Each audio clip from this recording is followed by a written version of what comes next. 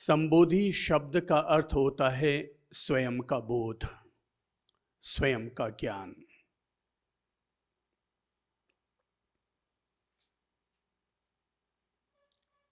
और साधना शब्द का अर्थ है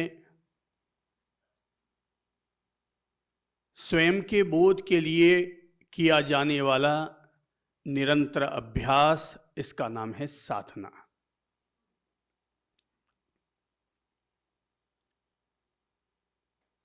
बिना साधना के सफलता हासिल नहीं होती।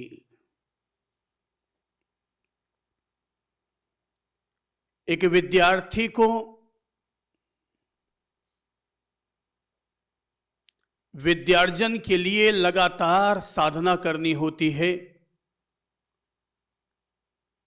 एक खिलाड़ी को खेल में निष्णात होने के लिए लगातार साधना करनी होती है। एक व्यापारी को धनार्जन करने के लिए लगातार साधना करनी होती है। और एक राजनेता को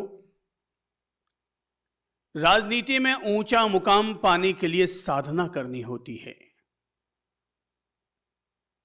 यहां साधना का संबंध बिल्कुल स्पष्ट है कि हमारी ओर से अपने लक्ष्य को पाने के लिए किया जाने वाला भगीरथ प्रयास, लगातार प्रयास ही साधना है। इसलिए निरंतर अभ्यास का नाम है साधना।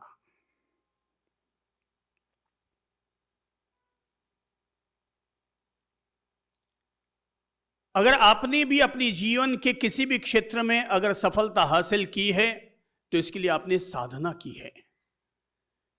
एक बालक पूरे वर्ष भर 365 दिन तक सुबह से लेकर रात तक पढ़ाई करता है, स्कूल जाता है, कॉलेज जाता है, टीचर रखता है और लगातार लगातार लगातार स्टडी करता चला जाता है। उसका परिणाम क्या आता है? परीक्षा में सफल होता है। अब सफलता का पायदान यह है, मापदंड यह है कि जिसने अपनी ओर से 36% अंक हासिल किए, इसका मतलब यह है उसने केवल 36% ही मेहनत की। जिसने 50% अंक हासिल किए, इसका मतलब यह है कि उसने 50% प्रयास किया। जो 70% पा सका उसने 70% प्रयास किया। पर जिसने 100 में से 100 हासिल किया, इसका मतलब साफ है कि उसने अपने आप को पूरी तरह से झोंक डाला, तब कहीं जाकर के वो 100 में से 100 ला सका। क्षेत्र कोई भी हो, हर क्षेत्र हमें ऊंचाई देता है। चाहे अध्यात्म का क्षेत्र हो, धर्म का क्षेत्र हो, समाज का क्षेत्र हो, सेवा का क्षेत्र हो, हर क्षेत्र हमें ऊंचाई देता है। सवाल यह है कि हमने अपनी ओर से उसके लिए कितना % आहुति दी, कितना % झोंका। इसलिए किसको कितना मिला, इसका अगर मूल्यांकन करना है तो यह देखो कि किसने अपना कितना झोंका।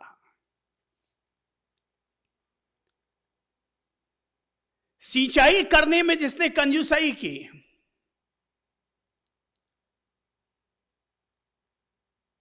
खेत को संभालने में जिस व्यक्ति ने आलस्य किया, उस आदमी को भले ही उसके खेत में कल्प वृक्ष भी क्यों ना लगा हो, मगर फल कहां से मिलेंगे?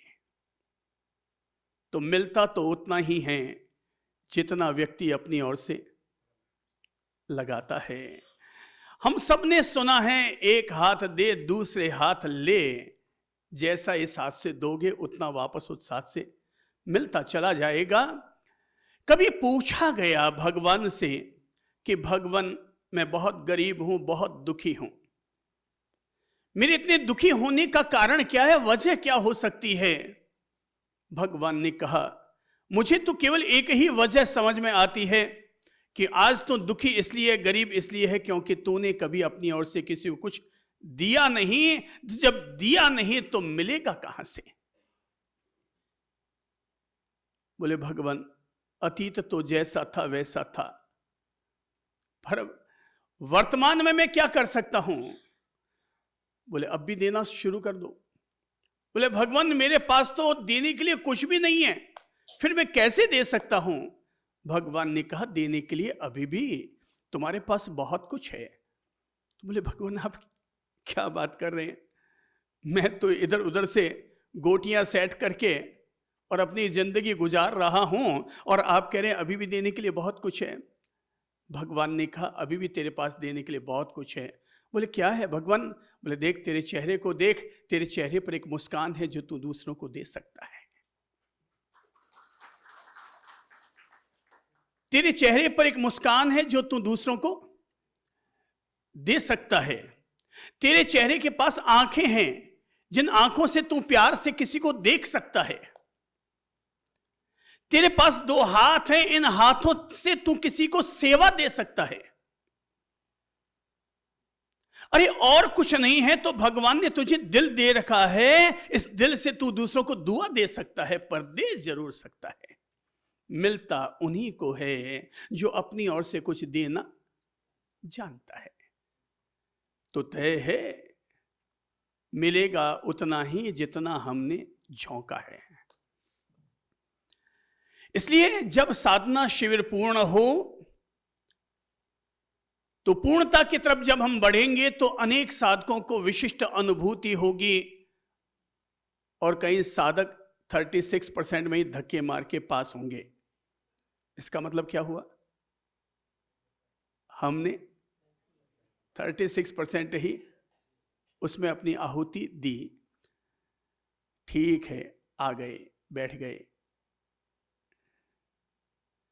तो उनका ध्यान अभी ध्यान की तरफ नहीं उठा है। उनका ध्यान अभी भी मोबाइल की तरफ है, अभी भी बातों की तरफ है, अभी भी संसार की तरफ है। उनका ध्यान की तरफ अभी तक नहीं आया है। ध्यान का मतलब है स्वयं से स्वयं की मुलाकात। क्या है ध्यान का मतलब? स्वयं से स्वयं की मुलाकात। अरे भाई, जैसे किसी दोस्त से मिलने के लिए हम थोड़ा टाइम देते हैं, वैसे खुद से भी मिलने के लिए भी तो कुछ हमें टाइम देना पड़ेगा। ध्यान स्वयं के द्वारा स्वयं को दिया जाने वाला वरदान है। सब बोलो, ध्यान स्वयं के द्वारा ध्यान स्वयं के द्वारा स्वयं को दिया जाने वाला वरदान है। तो जितना अपने आप को वरदान देना चाहता है उतना वरदान दे दे।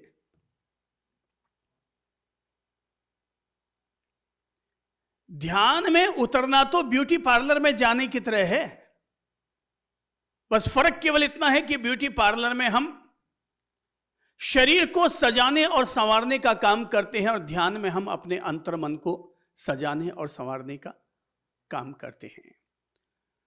और ये कोई कम छोटी बात थोड़ी है। आप उस मन के सामना करने के लिए जा रहे हैं, उस मन का साक्षात्कार करने जा रहे हैं जिसको नियंत्रित करना, जिसको साधना हिमालय के संतों के लिए भी मुश्किल काम होता है। पर मैं कहूंगा ये बहुत आसान काम है। केवल खुद के प्रति मैत्री भाव जगाने की जरूरत है। मेरा पहला फ्रेंड कौन? हाथ अपने आप से करके कहो तो क्या है? मेरा पहला फ्रेंड कौन? मैं। मेरा पहला माय डियर कौन? मैं। अभी बाकी के माय डियरों का तो पता नहीं है कब तक अपने हैं और कब वो हमारा साथ छोड़ के चले जाएंगे। खाए पिए खिसके, गंजेड़ी यार किसके। तो जब तक खाने को मिल रहा है तब तक वो साथ देते हैं, और नहीं तो छोड़ के जाने में 2 पल लगाते हैं। इसलिए हमारा असली माय डियर कौन है? हैं? कौन है?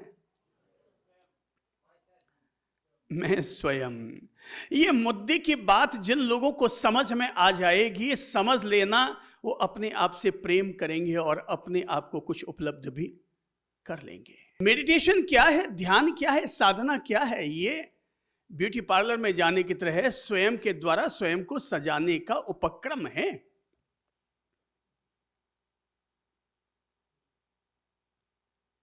इसलिए दुनिया में रूपांतरण करने की अगर कहीं कोई राह छिपी हुई है तो साधना और ध्यान के द्वारा रूपांतरण का मार्ग है। इस मार्ग पर कभी महावीर बढ़े थे, तो अभी आप जिस मार्ग पर बढ़ने के लिए आए हैं वो मार्ग कोई पंथ नहीं है, कोई परंपरा नहीं है, कोई संप्रदाय नहीं है।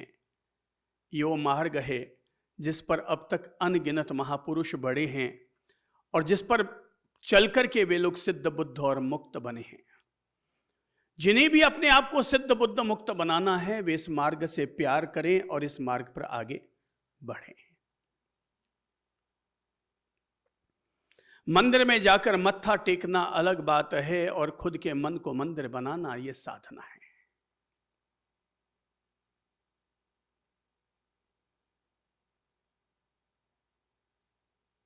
जिस व्यक्ति के शरीर में निर्मलता है उस व्यक्ति का शरीर भी मंदिर है, और जिस व्यक्ति के विचार सुंदर हैं उस व्यक्ति का मन भी मंदिर है।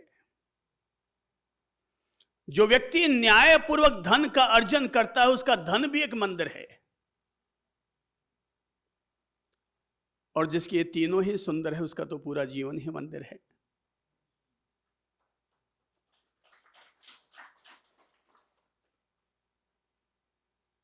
अभी हम स्वयं की खोज के लिए बढ़े हैं, स्वयं का आनंद लेने के लिए बढ़े हैं। रोज लो मौज लो, नहीं मिले तो खोज लो। लोग हमें आनंदित होने के मौके कम देंगे, खुद ही खुद के भीतर मौके बनाने पड़ेंगे, ढूंढने पड़ेंगे। रोज लो मौज लो, नहीं मिले तो खोज लो। मैंने इसीलिए ही कहा है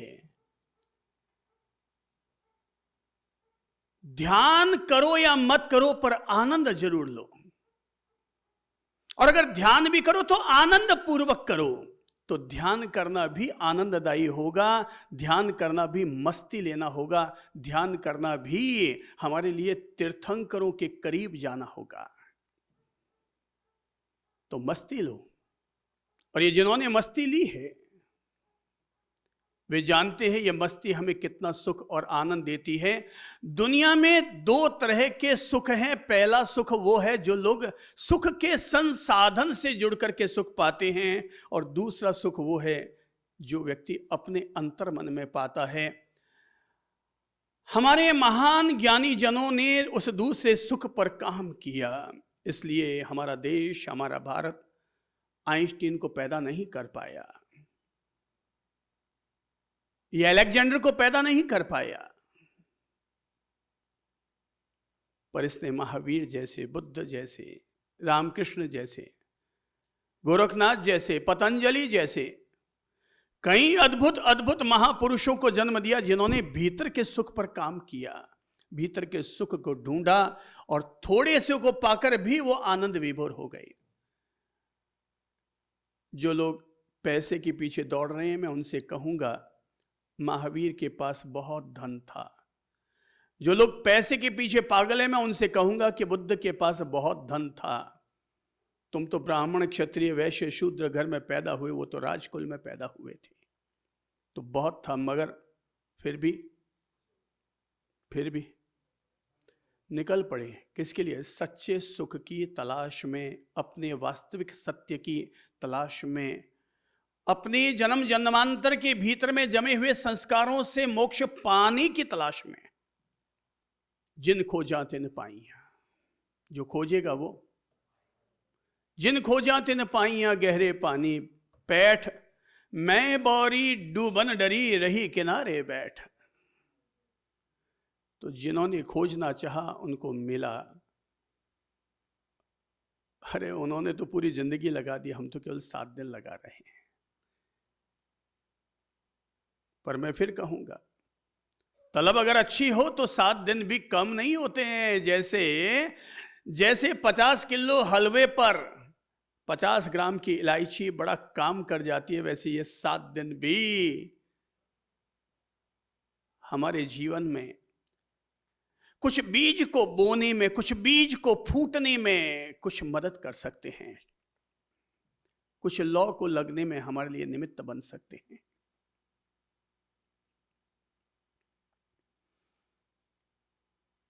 एक ध्यानी व्यक्ति अक्सर अशोक वृक्ष के नीचे बैठ करके ध्यान किया करता था।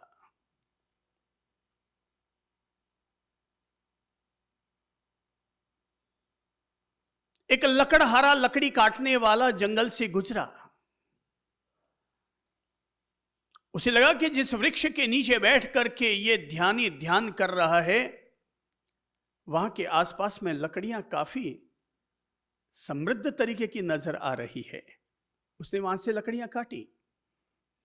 ध्यानी व्यक्ति ने कुछ नहीं कहा। दूसरे दिन फिर वही व्यक्ति वहां पर लकड़ियां काटने के लिए पहुंचा। ध्यानी ने तब भी कुछ नहीं कहा। तीसरे दिन फिर पहुंचा, कुछ नहीं कहा। चौथे दिन ध्यानी व्यक्ति ने कहा, ओ, तो तुम रोज यहां पर लकड़ी काटने आते हो?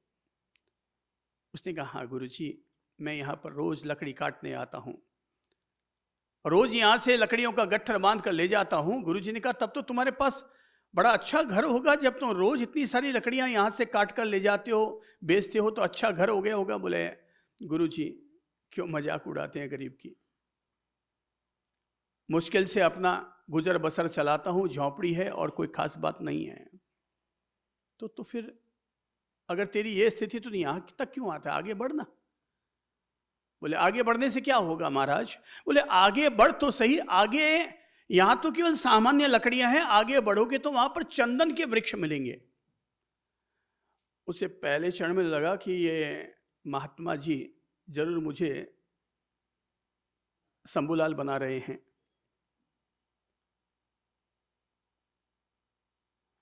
उसे लगा कि अगर आगे चंदन की लकड़ियां होती और चंदन के वृक्ष होते तो ये महाराज जी यहां बैठ करके साधना क्यों करते? ये खुद चंदन की लकड़ियां काट करके नहीं बेच लेते, खुद भी तो अमीर बन जाते। बात पर गौर न किया, पर रात भर चिंतन चला। मन इंसान का जब मनन का रूप ले लेता है तो मार्ग देता है। मन जब, सब बोल लीजिए, मन जब मनन का रूप ले लेता है तो वो मार्ग देता है। और तब मार्ग के रूप में उसके रात भर चिंतन चला। यार, महाराज जी ने कहा शायद एक बार ट्राई करके देख ही लेता हूं, चला ही जाता हूं, आगे बढ़ ही जाता हूं। उसने फैसला कर लिया कि जो भी हो, भले धक्के खा के आना पड़े, आगे बढ़ ही जाता हूं। और अगले दिन जब वो लकड़ी काटने गया तो अगले वाले जंगल की तरफ बढ़ा, तो आगे बढ़ा तो देख करके चौंक पड़ा, खुशबू आ रही थी। वाकई वहां पर चंदन के वृक्ष थे। उसकी तबीयत खुश हो गई। इसका मतलब यार महात्मा जी झूठ नहीं बोलते, वो सत्य बोलने वाले ध्यानी व्यक्ति थे। उसने वहां से चंदन की लकड़ियां काटी। अब वो हर 3-4 दिन में वहां पर आता। उसने ये सीक्रेट किसी और को नहीं बताया कि यहाँ पर चंदन के वृक्ष हैं। तो वो हर 3-4 दिन में आता, एक गट्ठर लकड़ियां इकट्ठी करता और बाजार में जाकर के बेच देता। तो 3-4 दिन में आता, लकड़ियां बिकती। अब तो उसके सुख के दिन आ गए। भाई, जिस आदमी को खाने को ढंग से रोटी अचार भी ना मिलता हो, उसे अगर रोज खाने के लिए खीर मिल जाए तो वो तो राजा भोज हो जाएगा।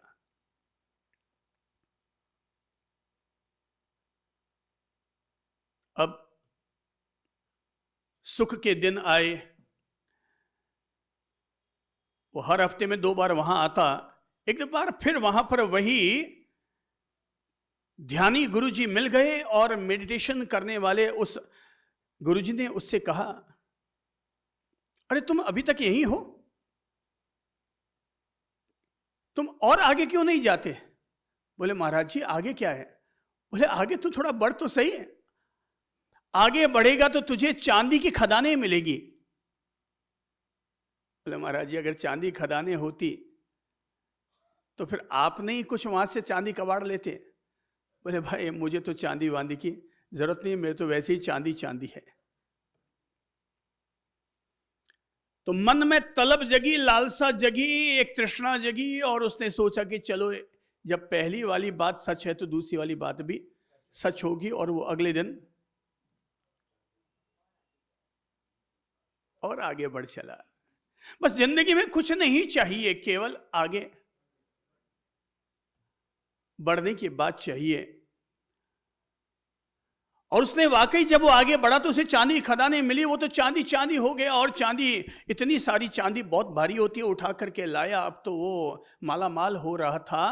अब तो उसके खुद के 2-4 नौकर हो गए थे, मकान पक्का बना लिया था, पर फिर भी हर महीने में एक बार उसे आना पड़ता था। एक बार जब फिर महाराज जी ने उसे देखा, बोले क्या बात है, अभी भी तुझे आना पड़ता है? बोले हाँ महाराज जी, आने पड़ता है। बोले आगे और क्यों नहीं जाता है? बोले आगे क्या है? बोले आगे सोने की खदानें हैं। बोले महाराज जी क्यों मजाक उड़ाते हो, सोने की खदानें हैं? बोले भाई मेरा काम है तुझे बताना, और मैं तुम्हें वो नहीं बताता जो तुम्हें पता है, मैं तुम्हें वो बताता हूं जो तुम्हें नहीं पता है। समझ में आ गई बात? मैं आपको वो नहीं बताता जो आपको पता है, मैं आपको वो बताता हूं जो आपको पता नहीं है। जिसके बारे में आपको सद्ज्ञान चाहिए, मैं आपको वो बातें बताता हूं। अब तुम्हें चाहिए तो आगे बढ़, नहीं चाहिए तो चांदी में राजी रहे। अब बोले कि भाई महाराज जी ने कह दिया, तो गुरु जी ने कह दिया, ध्यानी व्यक्ति ने कह दिया। अब वो अगले दिन और आगे बढ़ा। बढ़ने वाले ही बुद्ध होते हैं, रुकने वाले बुद्ध होते हैं। और तब वो आगे बढ़ गया, और आगे वाकई उसे सोने की खदान मिली। अब तो माला माल। अब तो साल में एक बार उसे जाना पड़ता था, फिर जाता और उठा करके ढेला ले आता, और एक सोने के ढेले से फिर साल भर ऐश करता। अब तो वो उसके 100-200 कर्मचारी, नौकर चाकर सब कुछ बढ़ गए थे। अब तो नगर सेठ की स्थिति में आ गया। एक बार फिर वो आगे बढ़ा तो संत वहां पर मिला, वही ध्यानी संत, ध्यानी व्यक्ति। उसने पूछा, ओ तुम अभी भी आते हो? बोले यहीं तक क्यों आते हो, और आगे बढ़ो। बोले महाराज अब कितना आगे बढ़ाओगे, आगे क्या है? बोले आगे हीरो की खदानें हैं। अब वो ऐसा करते करते 60 वर्ष हो गए होंगे उसके। अब तो वो राजा के बराबर का उसका लेवल आ गया था। भाई झोला भर के लाओ और 5 साल तक ऐश करो। उसे लगा अब 60 वर्ष का हो गया, बस अब मुझे तृप्ति आ गई, अब मुझे कहीं आने जाने की जरूरत नहीं है, बहुत बहुत बहुत हो गया, खत्म ही नहीं होना है। पर फिर लगा कि चलो अंतिम बार ही सही, एक बार और चला जाता हूं। और जब वो गया तो आगे फिर वही ध्यानी संत उसे वहीं से गुजरता हुआ नजर आया। उसने कहा, ओ तो तुम अभी भी आते हो? बोले हाँ महाराज, ये देखने आया हूं आज मैं कि हीरो की खदानों के आगे क्या है। आज मैं ये देखने आया हूं कि हीरो की खदानों के आगे क्या है। वो ध्यानी व्यक्ति मुस्कुराया और कहने लगा, हीरो की खदानों के आगे मैं हूं। क्या कहा? हीरो की खदानों के आगे, हीरो की खदानों के आगे मैं हूं। बोले मतलब? बोले उसके आगे मैं रहता हूं। ओह, उसके आगे आप रहते हैं, तो आपको इन सारी चीजों का पता था, आपने इन सब चीजों को इकट्ठा करके बेचा क्यों नहीं? बोले भाई मैंने इसलिए नहीं बेचा क्योंकि मुझे हीरो से भी ज्यादा कीमती चीज मिल गई थी। बोले क्या? बोले भाई मैं भी तेरी तरह लकड़हारा था, मैं भी तेरी तरह लकड़हारा था, मैं भी इसी तरह से लकड़ियां काटने के लिए आता था, और मुझे भी यहां पर ऐसे ही एक ध्यानी व्यक्ति मिला था, और इसी तरह से वो मुझे रोज प्रेरित करके उसने मुझे आगे बढ़ाता चला गया। और जब एक दिन मैं भी हीरो की खदान को पार करके आगे बढ़ा तो मैंने उस ध्यानी व्यक्ति से पूछा था कि आगे क्या है। तब मेरे उस गुरु ने कहा था, आगे मैं हूं। क्या है आगे? अपने आप पर अंगुली रखकर कहो, आगे क्या है? आगे क्या है? दोबारा बोलो तो, मैं हूं। यहां मैं हूं ईगो वाला, अहम भाव वाला मैं मत जोड़ना। आगे मैं हूं, मेरा अस्तित्व है, आगे मैं हूं। बस इसीलिए मेरे उस गुरु ने जब मुझे दिखाया कि आगे मैं हूं, तो मैं उनका पीछा करने के लिए निकल पड़ा कि आगे क्या है। तो मैंने देखा कि वो इन सारी खदानों के पार एक छोटी सी झोंपड़ी बना करके और अपनी शांति साधना और अपने ध्यान में 24 घंटे मगन रहते हैं। और तब मैंने जाना कि निश्चित तौर पर दुनिया में एक और ऐसा कोई धन होगा जिस धन के आगे ये लोग इन सारे धनों को व्यर्थ समझते हैं और इनका त्याग करके उस परम धन की खोज के लिए, उस परम धन की खोज के लिए निकल पड़ते हैं। अब तक तो वो लकड़हारा जो अब सेठ और नगर सेठ और राजा तुल्य बन चुका था, अब तक तो धन को मूल्य दे रहा था, आज पहली बार वो परम धन को मूल्य देने के लिए तैयार हुआ है। और उसने कहा, गुरुदेव मैं समझ गया, आपके त्याग को समझ गया, आपने मुझे अमीर बनाया मगर आप खुद फकीर के फकीर बने रहे। बोले भाई मुझे परम धन की प्राप्ति हुई है, इसलिए मुझे ये धन, ये सोना चांदी हीरे रत्नों वाला धन मुझे नहीं चाहिए, मुझे परम धन की प्राप्ति हुई है। बोले गुरुदेव क्या मैं भी इसी धन को पा सकता हूं? बोले बिल्कुल पा सकते हो, तो धन की खोज के लिए तो निकला हुआ था ही, इतने सालों तक धन धन धन ही तो ढूंढ रहा था। बस अब फर्क केवल इतना है कि जिस धन को तुम बाहर ढूंढ रहे थे, अब उसी धन को अपने भीतर ढूंढना है। बस इसी का नाम है ध्यान।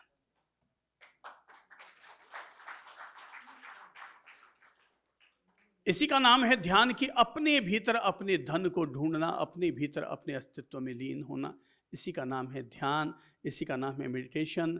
Meditation is the best medicine, हर इंसान के लिए सबसे उत्तम औषधि है। ध्यान धर्म है, ध्यान द्वीप है, ध्यान गति है, ध्यान प्रतिष्ठा है। ध्यान हर व्यक्ति के लिए समाधान है, ध्यान हर व्यक्ति के लिए वरदान है। जिसने ध्यान के मार्ग का आनंद न लिया वो व्यक्ति भगवान तक को भी केवल बाहर ही ढूंढता है, जबकि वो बाहर ढूंढने की इस चीज नहीं है, वो केवल अनुभव करने की चीज है। तुम इस समय भी अपनी आंखें बंद करो और उसकी व्यापकता को महसूस करो, आपको अपने इर्द गिर्द भी उसकी व्यापकता महसूस होगी। मैं तो रोज ही भगवान का आनंद लेता हूँ, मैं तो रोज ही आत्मा का आनंद लेता हूँ, क्योंकि जैसे ही अंतर्मुखी बनता हूँ, अंतर्मुखी बनते ही मुझे उसकी विराटता महसूस होनी शुरू हो जाती है। हे प्रभु मैं आपकी उपस्थिति को महसूस कर रहा हूँ, हे प्रभु मैं आपकी अनुकंपा को अनुभव कर रहा हूं, हे प्रभु मैं आपकी तेजस्विता का आनंद ले रहा हूं। आप मेरे विश्वास हैं, मेरी शक्ति है, मेरे लक्ष्य हैं। आप हैं तो मैं हूं, बिना आपके मैं क्या हूं? बिना आपके मैं तो केवल मैं है, और मैं केवल बकरी मिमियाने का काम करती है। मैं आपके बिना तो केवल एक मिमियाती हुई बकरी भर हूं। ज्ञानियों ने, महान ज्ञानियों ने उस ध्यान का आनंद लिया है, साधना का आनंद लिया है। साधना तो हमारी आत्मा की भाषा है। साधना क्या है? आत्मा की भाषा है। साधना क्या है? वो हमारी आंखों की ज्योति है। साधना क्या है? वो हमारे आत्मा की चमक है। बिना साधना के आत्मा में चमक लाएंगे कहां से? पाउडर लगाकर इस त्वचा की जो झिल्ली है, इस झिल्ली पर तो हम चमक ला सकते हैं, पर बिना साधना के अपनी आत्मा में चमक कैसे लाएंगे?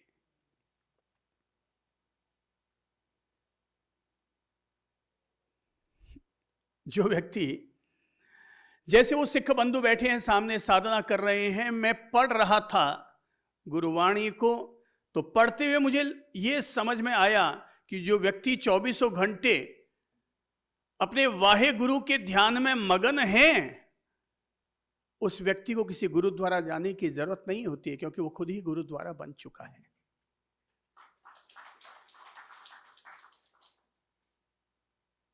जो व्यक्ति परमात्मा के सुमिरन में जिसने अपने आप को डुबा रखा है, वो व्यक्ति तो जिधर डगर कदम बढ़ाएगा, जिधर अपना डग बढ़ा देगा, वो हर डग उसका मंदिर और तीर्थ बन जाएगा। भाई, सूरज का उजाला तो तभी उजाला है जब तुम अपनी खुद की आंखें खोलो। सब बोलो, सूरज का उजाला तो तभी उजाला है जब तुम अपनी खुद की आंखें खोलो। आंखें बंद है तो अब सूरज का उजाला है क्या? तो उसके लिए हमें अपनी आंखें तो खोलनी पड़ेंगी ना, अपने आप को लगाना पड़ेगा, अपने आप को लीन करना पड़ेगा। मेरे भाई, मेरे प्यारे भाई बहनों, बाहर की खोज करोगे तो केवल धन मिलेगा, भीतर की खोज करोगे तो पूरा धन मिलेगा। ओम पूर्णमदः पूर्णमिदं पूर्णात् पूर्णमुदच्यते पूर्णस्य पूर्णमादाय पूर्णमेवावशिष्यते।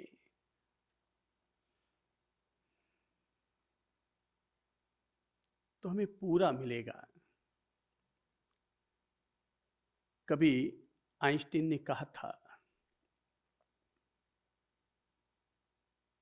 मरने से पहले जब आइंस्टीन से पूछा गया था कि अगले जन्म में तुम क्या बनना पसंद करोगे, तो उसने कहा था, उस दुनिया के महान वैज्ञानिक ने, कि मैं चाहूंगा कि मैं अगले जन्म में एक वैज्ञानिक ना बनूं। बोले क्यों?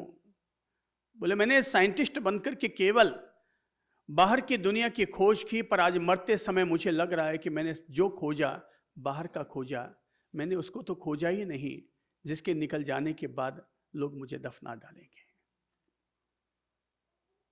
तो मैं अगले जन्म में खोजी बनूंगा, ध्यानी बनूंगा, आत्मानंदी बनूंगा। ऐसा आत्मानंदी जो खुद से प्यार और मोहब्बत कर सके।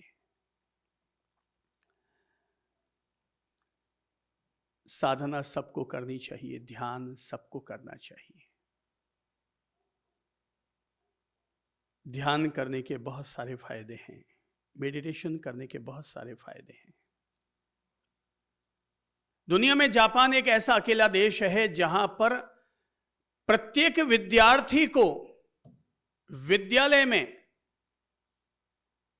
मेडिटेशन करने के बाद ही पढ़ाई करने की अनुमति है। जैसे भारत में छोटे बच्चों की स्कूलों में पहले प्रेयर करवाते हैं, पहले प्रार्थना करवाते हैं और उसके बाद पढ़ाई के लिए उनको प्रस्तुत करते हैं, प्रेरित करते हैं, व्यवस्था देते हैं। हमारे यहां पर प्रार्थना पर ज्यादा जोर दिया गया और वहां पर ध्यान पर ज्यादा जोर दिया गया।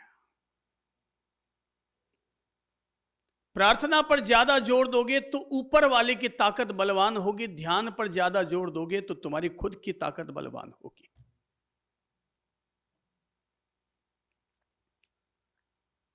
प्रार्थना करोगे तो हम अपनी भावना भगवान को समर्पित करेंगे, ध्यान करेंगे तो भगवान की भावना को हम समझ पाएंगे।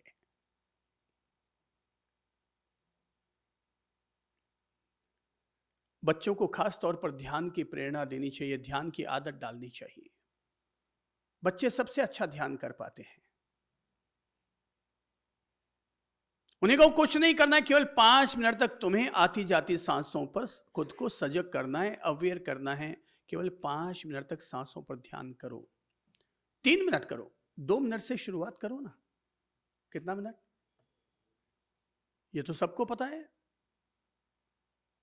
कि केवल बच्चे ही मंकी नहीं होते, हमारा माइंड भी मंकी होता है। पर जब मंकी को प्रशिक्षित किया जा सकता है तो माइंड को प्रशिक्षित क्यों नहीं किया जा सकता? बच्चे सबसे अच्छा ध्यान कर सकते हैं, बस केवल उनके भीतर प्रेरणा देने की जरूरत है, लॉ लगाने की जरूरत है। हमारे यहां पर ऐसे अनेक अनेक बच्चे हैं जो अपनी आंखों पर पट्टी बांध करके किताब पढ़ते हैं, पट्टी बांध करके नीचे तक चले जाएंगे, ऊपर आ जाएंगे, आंखों पर पट्टी बांध के उनका थर्ड आई एक्टिवेट हो गया है। ऐसे अनेक बच्चे हैं।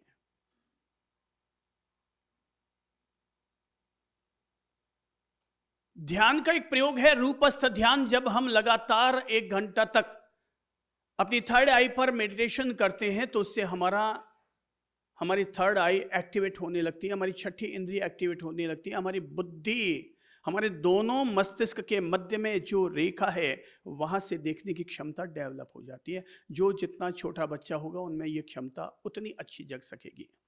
बड़ा होने पर दोनों ब्रेन हमारे चिपक जाते हैं तो द्वार उसके बंद हो जाते हैं। पर अगर हम मेडिटेशन करेंगे तो बुद्धि प्रखर रहेगी, प्रज्ञा जागृत होगी। ध्यान करने के फायदे समझो। मेडिटेशन करने के फायदे, नंबर 1, हम यहां पर ध्यान का धीरे धीरे अभ्यास करते हुए आगे बढ़ेंगे। ध्यान कोई एक दिन का खेल नहीं है। स्कूल की पढ़ाई क्या एक दिन का खेल है? कितने दिन का खेल है? हैं? लगा दो ना, कहीं तो सालों साल तो कह रहे हैं, पर सालों साल को कहीं तो ब्रेक लगाओ। चलो 20-25 साल लगा दो, 15 साल लगा दो। तो पढ़ाई क्या है? 15 साल का खेल है। मेडिटेशन कोई एक दिन का खेल नहीं है। और मैं कहता हूं, आपने कहा कि पढ़ाई एक 15 साल का खेल है, मैं कहूंगा कि 15 साल छोड़ो, अगर हमने मेडिटेशन के लिए 15 महीने भी लगा दिए तो हमारी प्रज्ञा, हमारी बुद्धि,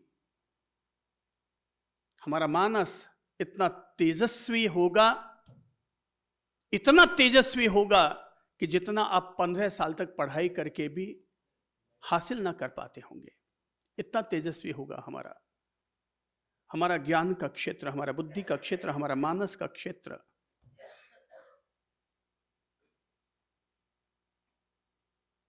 हमें किसी ने सिखाया ही नहीं ध्यान करना। हमें केवल यह सिखाया गया कि बच्चा 2.5 साल का हुआ, 2 साल का हुआ, बोले स्कूल ठोको। और स्कूल जाकर के उन्होंने, टीचर ने ए फॉर एप्पल सिखाया, ए फॉर अवेयरनेस उन्होंने सिखाई नहीं।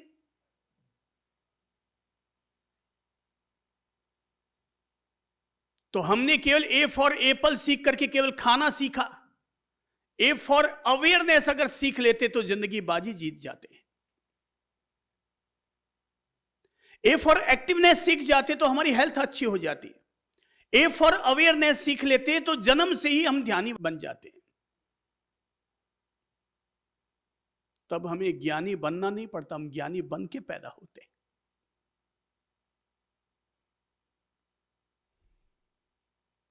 मैं तो सबसे अनुरोध करूंगा, हर व्यक्ति अपने घर में अपने बच्चों से कहे, अगर आप उनका भविष्य उज्जवल बनाना चाहते हैं, बेटा 3 मिनट के लिए आंखें बंद करो, ललाट प्रदेश पर उगते हुए सूरज को देख लो। बस 3 मिनट तक यहां देखते चले जाओ, देखते चले जाओ। बस केवल 3 मिनट तक तुम्हें यहां पर एकाग्र होना है, काम होना शुरू हो गया। Only for 3 minutes.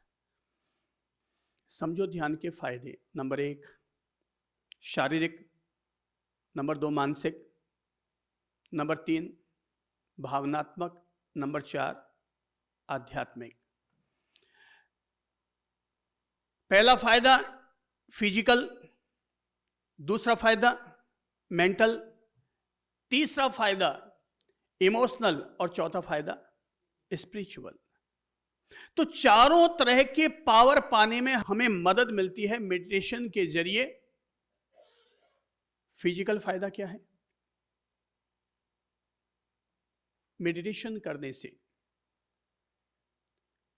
शरीर का उच्च रक्तचाप सामान्य स्थिति में आता है। पहला फायदा, बीपी नॉर्मल होनी शुरू होती है, क्योंकि माइंड अंदर से शांत हो रहा है ना, इसलिए। दूसरा फायदा,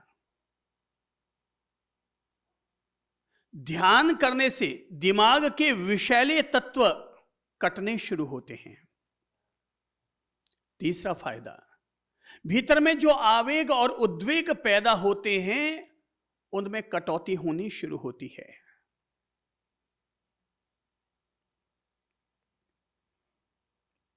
मन को संवारने के लिए मेडिटेशन के अलावा और कोई तरीका नहीं है।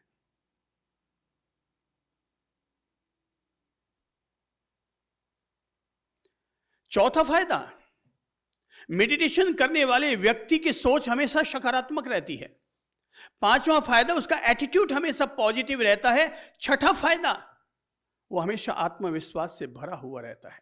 सातवां फायदा, उसके भीतर हमेशा सकारात्मक ऊर्जा रहती है। आठवां फायदा, उसके भीतर जो भी विचार उठेंगे उन विचारों में परिपक्वता होगी। नौवां फायदा, उसकी सृजन शक्ति हमेशा मजबूत रहेगी। 10वां फायदा, उसका मन नियंत्रित और शांत होगा।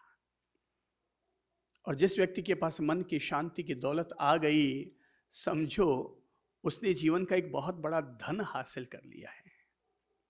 दूसरा फायदा, अब अपन आते हैं मानसिक फायदा। फिजिकल हो रहा है, अब मानसिक फायदा हो रहा है। बुद्धि को तेजस्वी बनाना है तो केवल किताबें ही मत पढ़ो, बल्कि अपनी बुद्धि के मूल केंद्र पर रोजाना ध्यान करो, ताकि अपने आप हमारी बुद्धि तेजस्वी होगी। भाई साहब, जब हम सूरज का उजाला देखते हैं, उजाला बिखर जाता है। उसी सूरज के उजाले को अगर ग्लास में ले लो तो क्या होगा? कौन बताएगा? हैं? आपने कहा कागज जल जाता है, उसने कहा हीट इकट्ठी हो जाती है, और क्या हो जाता है? अरे भाई, उजाले को अगर ग्लास में ले लो तो सौर ऊर्जा पैदा हो जाती है, और सौर ऊर्जा से आप चाहे जिस उसका उपयोग करो, उसकी क्षमता लाख गुना हमने बढ़ा दी है। जैसे हमने उस ग्लास में लिया कागज पर, बचपन में तो मैं भी कभी खेल खेल चुका था ये, आपने भी। उस जमाने में आज जैसे महंगे महंगे खेल थोड़ी होते थे। बच्चों को कांच का टुकड़ा मिल जाता था, हम सूरज का झलका सूरज को दिखाते और कागज पर डालते, गत्ते पर डालते, और वो 2 मिनट तक उस पर सेंट्रलाइज करते, और क्या होता? कागज जलना शुरू हो जाता। मेडिटेशन क्या है? अपनी थर्ड आई पर अपने पावर को सेंट्रलाइज करने का तरीका है। और अपने आप को जब हम सेंट्रलाइज करते हैं तो यहां की क्षमता बढ़ती है। इसकी क्षमता कम क्यों है? क्योंकि ये माइंड हमारा भटका हुआ है, बाहर बिखर रहा है, इसलिए इसकी कैपेसिटी कम हो चुकी है। और जैसे ही हम अपने आप को सेंट्रलाइज करते हैं, ध्यान किया, कोई बात नहीं, आज मन में विचार उठ गए तो उठ गए, अंदर आज उमड़ घुमड़ थी तो थी, कोई बात नहीं, ध्यान नहीं हो पाया, पर तुम प्रयास जरूर करो। भाई, खाना खाते हो, कभी दस्त भी तो लग सकती है ना। मेडिटेशन करते हैं, कभी कभी समझ लेना आज माइंड नहीं टिका तो आज मुझे दस्त लग गई या कब्ज हो गई, पर ध्यान करेंगे तो हमारी थर्ड आई एक्टिवेट होगी, अपने आप अंदर में पावर बढ़ रहा है। चंद्र प्रभु, अगर चंद्र प्रभु है तो किताबों के बलबूते नहीं है। वो अगर चंद्र प्रभु है तो उसका श्रेय परमात्मा की कृपा से मेडिटेशन को है।